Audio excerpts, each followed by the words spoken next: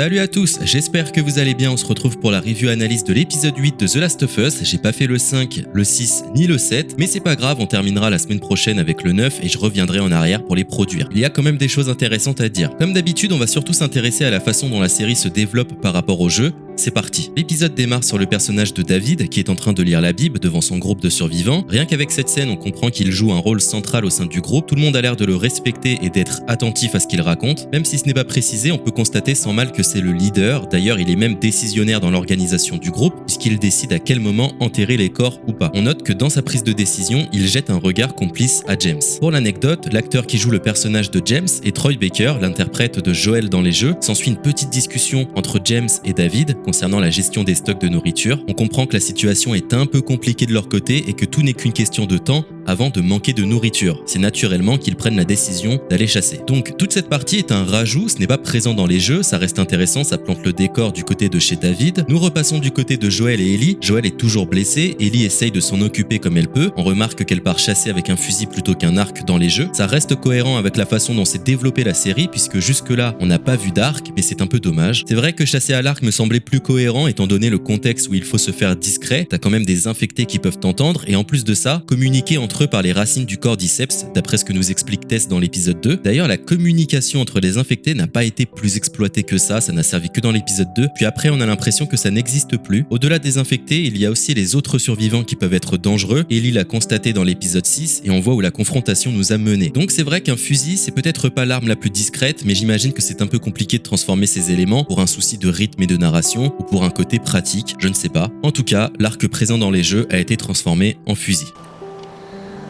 Ça durera pas très longtemps.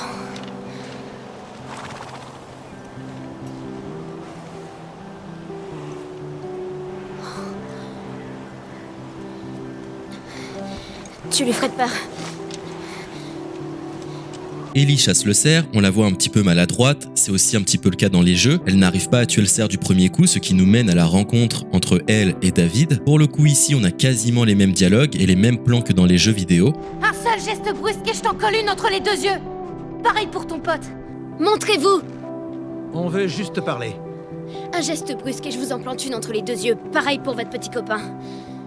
David tente de négocier le cerf contre des ressources, car rappelons-le, mais chez eux, les stocks de nourriture s'amoindrissent. Ellie profite de l'occasion pour tenter de récupérer des médicaments pour Joel. Le marché est conclu. James retourne au camp pour récupérer les médicaments pendant qu'Ellie et David poursuivent leur discussion. Lors des dialogues, David se veut très rassurant. Il explique qu'il fait partie d'un grand groupe, qu'il y a des femmes, qu'il y a des enfants. Bref, il sort tous les arguments possibles pour se faire passer pour quelqu'un de bien. Il veut mettre Ellie en confiance et la rassurer. Toute cette amorce de discussion dans les jeux n'existe pas. Faut savoir que dans cette partie de l'histoire, c'est la première fois qu'Ellie se retrouve seule face au monde, en tout cas depuis qu'elle a rencontré Joel, et cette situation met en lumière une Ellie très débrouillarde. On la voit capable de chasser seule, on la voit même gérer une situation à risque sans sourciller. Par exemple, c'est elle qui prend le contrôle de la situation face à David en se permettant même de lui donner des ordres.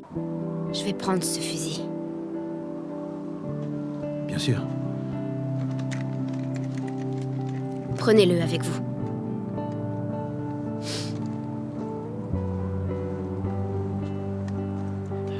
Ce qui est aussi le cas dans la série. Emporte-le avec nous. Allez.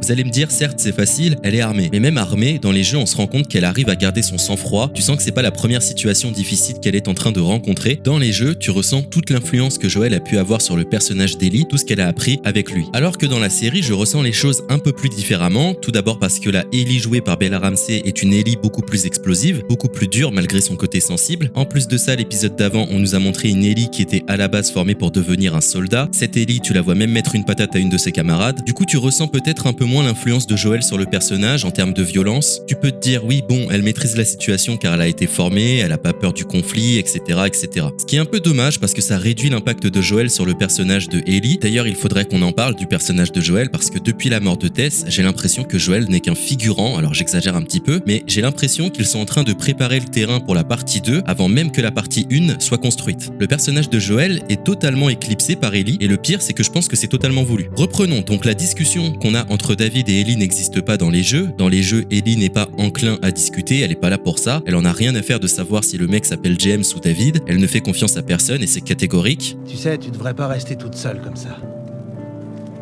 J'aime pas la compagnie. Je vois.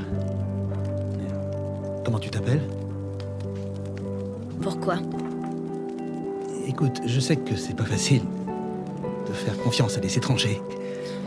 De plus, dans les jeux, t'as toute une phase où Ellie et David se font attaquer par des infectés. Dans la série, je pense que pour un souci de rythme et de narration, ce n'est pas le cas. D'ailleurs, petit aparté, je ne sais pas ce que vous en pensez, mais je trouve que ça manque quand même cruellement d'infectés. Ça manque un petit peu de tension et de danger à l'extérieur. Le temps passe, James revient avec les médicaments.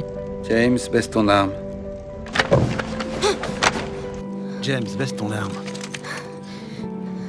On a une nouvelle fois une scène copier-coller des jeux vidéo. Ellie repart retrouver Joel pour lui administrer le médicament. Et pendant ce temps, on a une scène dans le réfectoire du côté de chez David. On comprend qu'il y a quelque chose de pas clair dans la nourriture. Il y a qu'à voir la tête que fait James devant son plat. La nuit passe. David et James décident de retrouver la trace de Ellie. Car c'est vrai que je ne l'ai pas précisé, mais a priori, Joel, lors de l'épisode 6, a tué un des membres de leur groupe. C'était le papa de la petite fille blonde qu'on voit tout le long de l'épisode. Donc encore une fois, on reste dans le concept des actes et des conséquences que cela engendre. Comme dans la précédente review analyse que j'avais faite, qui se nomme Joel et le poids des actes. Chercher de la nourriture aux abords de la ville. Très peu sont revenus. Ils ont dit que les autres avaient été tués par un cinglé. Et figure-toi que ce cinglé était accompagné d'une petite fille. Tu vois? On reste là-dedans et encore une fois, ça me renforce dans l'idée qu'ils sont plus en train de préparer la partie 2 que de vraiment construire la partie 1. Là où dans les jeux, la partie 1, c'est une histoire qui peut se suffire à elle-même. Pour la série, la partie 1, ça a vraiment l'air d'être qu'une intro pour préparer la partie 2. Ce qu'encore une fois, je trouve vraiment dommage. David et James retrouvent la piste de Ellie et là, je note une différence assez radicale entre le comportement de Ellie dans les jeux et le comportement d'Ellie dans la série. Dans la série, Ellie est un peu désemparée et va jusqu'à même essayer de réveiller Joel pour avoir de l'aide. Et quand elle voit que Joel est complètement dans les vapes, elle lui donne des consignes. Joël, réveille-toi! Putain de merde, Joël, réveille-toi! Dans les jeux, c'est tout l'inverse. Ellie ne compte pas du tout sur Joel, elle a l'air plutôt sereine et elle lui dit « T'inquiète, je m'en occupe, je vais les éloigner d'ici ». Oh merde! Ils m'ont suivi.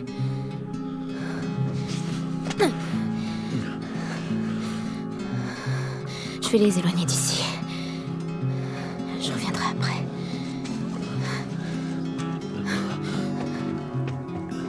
Donc encore une fois, ça renforce cette débrouillardise, ce sang-froid face aux situations extrêmes. Et en même temps, ce n'est pas étonnant car dans les jeux, tout cela se passe dans la période du DLC Left Behind. Et dans celui-ci, on aperçoit une Ellie qui se débrouille toute seule, qui fait ses recherches toute seule, qui tue des dizaines d'infectés toute seule et des dizaines de survivants toute seule. À ce stade de l'histoire, dans les jeux, Ellie, c'est déjà une machine de guerre. On peut carrément dire que Ellie, c'est une mini-Joël. Tu ressens vraiment toute l'influence qu'a eu Joël sur le personnage, ce qui n'est pas le cas dans la série. Ce qui, selon moi, encore une fois, est un choix de la production.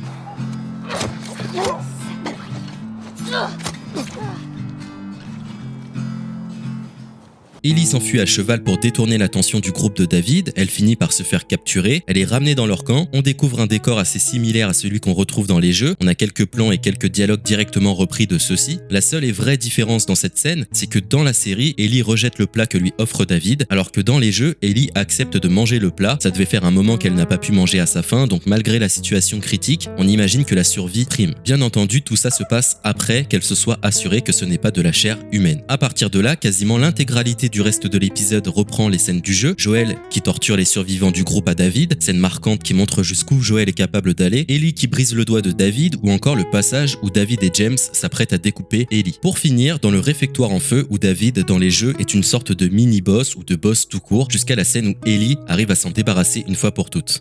Quoi? Dites-leur que... Ellie est la petite fille qui... vous a pété votre putain de doigt! Comment t'as dit? Hein? En petits morceaux. À demain matin, Ellie. Quoi? T'as qu'à leur dire que Ellie est la petite fille qui t'a pété ton putain de doigt! Comment t'as dit déjà? En petits morceaux? On note une nouvelle différence dans cette scène. Dans la série, Ellie poignarde David plusieurs fois puis sort d'elle-même du réfectoire. Puis Joel apparaît derrière elle. Dans les jeux, Joel arrive pendant qu'Ellie poignarde David à plusieurs reprises et c'est Joel qui arrête Ellie. Et c'est intéressant parce que du coup, Joel a quelque part été spectateur de cette horreur, il la calme et lui dit même « Viens là chérie ». À ce moment-là, Ellie est clairement un membre de la famille à Joel, donc voir Joel témoigner de toute cette horreur et de toute cette violence rend la scène marquante. Conclusion, pour moi vous l'avez compris, je suis assez déçu que Joel soit autant mis de côté, ça réduit son impact dans le récit, je comprends la direction dans laquelle il souhaite aller, petit à petit ils sont en train de laisser de la place à une sorte d'Ellie forte, indépendante, débrouillarde finalement, et tout à fait capable. On se rapproche carrément de la Ellie partie 2, mais à côté effectivement Joel est un peu en retrait, j'ai pas l'impression qu'il ait vraiment brillé au fil des épisodes. Globalement Joel on l'a vu tête en l'air et étourdi dans l'épisode 3, dans l'épisode 4 il est malentendant et se fait avoir par Henry et Sam sur la fin de l'épisode. Épisode 6, Joel il fait des crises d'angoisse soudaine, puis après il est blessé. Donc finalement il ne lui reste plus que l'épisode 9, ce qui normalement devrait conclure en partie son développement. C'est là-dessus que la vidéo se termine, j'espère que vous aurez apprécié la vidéo. N'hésitez pas à me partager ce que vous avez pensé de cet épisode. Comme d'habitude je vous invite à vous abonner à la chaîne pour toujours plus de contenu. C'était la Pomme Noire, ciao ciao.